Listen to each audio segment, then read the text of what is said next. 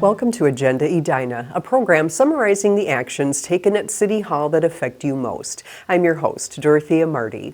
To reduce waste in the community and benefit the environment, the city will require merchants to charge for single-use bags beginning July 1st, 2024. An ordinance approved last month by the Edina City Council will require merchants to charge 5 cents for each plastic, paper, compostable, or reusable bag given to customers. The merchant will retain the money collected, but must report annually to the city the total amount received in fees and the number and type of bags distributed. Minneapolis and Duluth already have similar ordinances in effect. The reason that the council approved this ordinance is twofold. One is to reduce pollution in Edina. We know that all single-use bags, whether they're plastic, paper, compostable, they all have an impact on our planet, and we need to use less things that only get used once or even twice. But the other reason is that this is a small way that every shopper, every customer in Edina can contribute to the city's climate action plan by taking this small action, maybe building toward bigger action, and really being a part of the solution here in Edina. Restaurants and government agencies are exempt. Merchants are not required to collect the fee from anyone with a voucher or electronic benefits card issued under the Women, Infants, and Children or Temporary Assistance to Needy Families Support Programs, the Federal Supplemental Nutrition Assistance Program, or a recognized Minnesota Food Assistance Program. With advice from a working group of the Energy and Environment Commission, city staff will launch an awareness campaign in early 2024. The Edina Police Department will open a substation at Southdale Center. Under a new agreement, Southdale Center will pay the city $120,000 per year and provide space for a police substation for 2 retail crime investigators to perform their jobs at the mall. The new police substation will be built out at Southdale Center's expense in the mall directly across from the Hennepin County Service Center, providing a high visibility presence in the mall. Within the last couple of years, we started to see an increase in crime trends at the mall, at the Southdale Mall area, particularly shoplifting and in some cases auto theft. And of course, we've had a couple instances of some more serious crimes in that area. So that allowed us to engage ownership of the mall, management of the mall, to start talking about how can we enhance security. And where we are now is that beginning January 1st of next year, we're going to have 2 officers that are going to station out of the mall.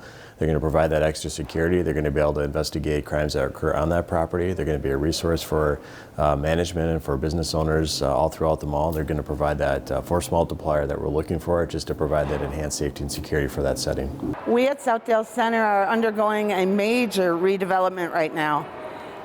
Part of that redevelopment process is to enhance the shopping experience. It's of utmost importance to us to have that safety and security factor that the police substation will supply us. This is not the first time a police substation has been at the mall. In the past, the police department had a substation in the basement. The new substation is expected to open in the first quarter of 2024. The Edina Chamber of Commerce works to promote, connect, and advocate for local businesses.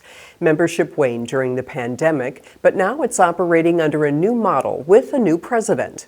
Edina TV introduces us to Shelley Loberg and the method she's using to grow membership while inspiring others in positions of leadership. Thanks for being here. Absolutely. Launching a business is no easy task. And then a private room. In fact, it's hard work. The owner of Drip Bar in the Brandon Square Mall celebrated a grand opening in late September alongside other Chamber of Commerce members. It's an opportunity for the community at large, for our chamber members, and for current customers to come together and celebrate the opening of the business and network and learn about each other. That networking has been a big focus for Shelley Loberg, the new Edina Chamber of Commerce president. That's how we make business decisions, is with people who we have relationships with. The chamber also has a new home. Today we're going to talk about the Edina Innovation Lab. We're going to talk about the science of high performance. Located on the 5th floor of the E, where boutique events like this are helping established businesses grow. In the old chamber model, we used to do kind of a monthly general membership meeting, and we've gone away from that since the pandemic because we were seeing decreased attendance and engagement at those events. Small in scale, these events foster networking.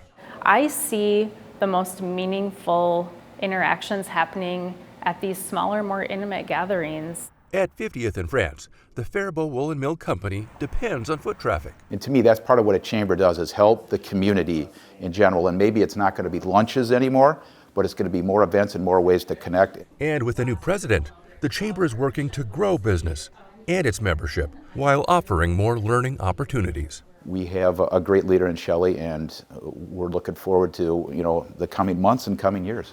I'm Dan Carpenter for Edina TV.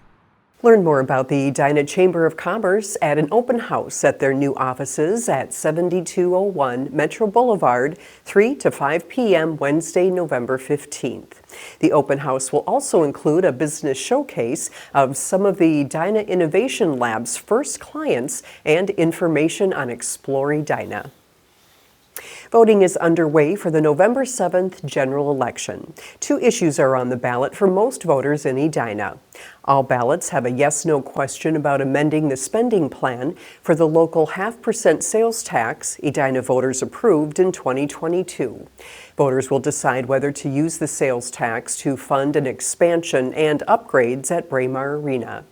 Improvements include an additional indoor ice rink, renovated lobby, more parking, and a safer drop-off area for visitors. The sales tax rate would not change if the proposal is approved. Residents who live within Edina Public Schools boundaries will have the opportunity to vote on 3 open seats for the school board. Direct balloting at City Hall is being held 8 a.m. to 4:30 p.m. weekdays through November 3rd. 9 a.m. to 3 p.m. Saturday, November 4th, and 8 a.m. to 5 p.m. Monday, November 6th. If you don't vote early, you must vote at the polls on Election Day. Registered voters may also apply for an absentee ballot to vote by mail. All absentee voters are required to have a witness. The witness can be a registered Minnesota voter or a notary. You must show your witness your blank ballot and complete it in private. Then the witness must print their name, Minnesota address, and sign their name on your signature envelope. Notaries should write their name and title, sign the signature envelope, and apply their notary stamp. Make your voice heard this election season. Thank you for watching this episode of Agenda Edina. I'm your host, Dorothea Marty.